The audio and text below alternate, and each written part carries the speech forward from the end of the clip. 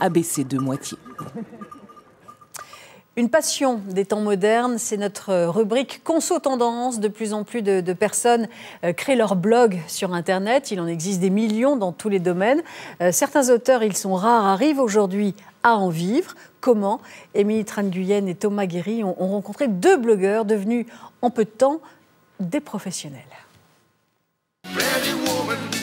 Porter des vêtements à la mode, ce n'est pas juste pour le plaisir. Se changer 3 fois par jour, pas par frivolité. Rédiger des articles, oui, mais pour raconter sa vie. Kenza n'est ni mannequin, ni journaliste. Elle est blogueuse. C'est prétentieux, mais oui, le contenu du blog, c'est mon mode de vie. C'est ce que je suis. Et je ne sais pas pourquoi les gens s'y attachent et s'y sont attachés, mais c'est comme ça. Et ça marche. Et c'est rien de le dire. 20 000 visiteurs par jour, une audience bien plus puissante que certains groupes de presse. Du coup, le blog génère des revenus grâce à la publicité, pouvant aller de 800 à 5 000 euros selon les mois. Car les marques, comme cet institut de beauté, pour les lectrices, elles aiment bien les trucs un peu girly en plus. Ont bien compris l'intérêt d'être sur la revue de Kenza.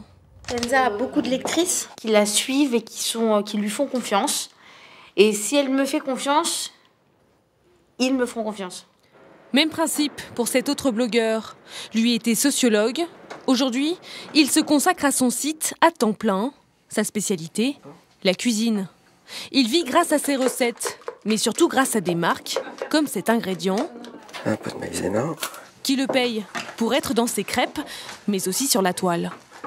On me rémunère pour faire ça, pour trouver les idées, pour les préparer, pour les mettre en scène, pour les transmettre.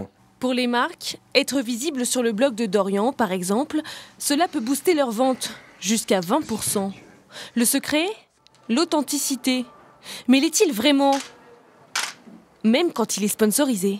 Je ne suis pas obligé de dire oui à tout, et je ne dis pas oui à tout. Donc c'est vrai que de ce côté-là, oui, je garde mon libre arbitre.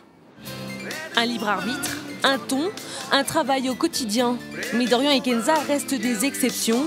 Sur les 20 millions de blogueurs à faire la loi sur le web, seuls 5% gagnent plus de 2 000 euros par mois. Ça risque de beaucoup tweeter ce soir.